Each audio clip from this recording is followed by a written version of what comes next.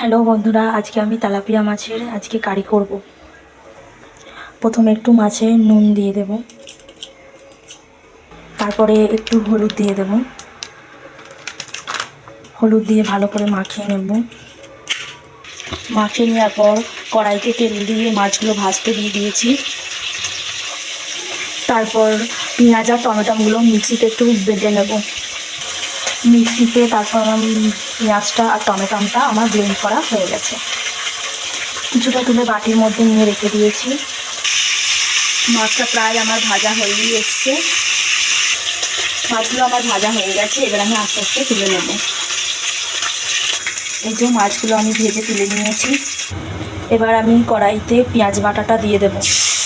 পেঁয়াজ টমেটো একসাথে বাটা দিয়ে একটু নাড়াচাড়া করলাম। এরপর আদা বাটা, জিরে বাটা, রসুন বাটা একসাথে বাটা আছে, সেটা আমি দিয়ে দেব। দিয়ে একটু নাড়াচাড়া করব। এরপর আমি একটু হলুদ অ্যাড করলাম।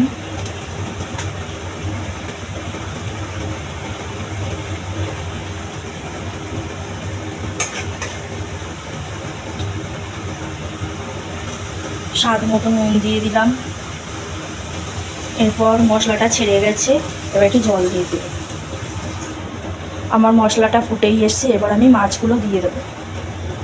মাছগুলো আমি আস্তে আস্তে ছেড়ে দিলাম। 5 মিনিট মতো ফোটাতে দেবো।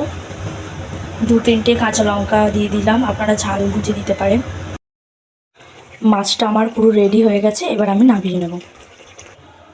মাছটা আমি নামিয়ে নিয়েছি। গরম গরম ভাতের সাথে এটা খেতে খুবই ভালো লাগবে। আর এই রেসিপিটা যদি আপনাদের ভালো লেগে থাকে তাহলে লাইক আর সাবস্ক্রাইব করে দেবেন।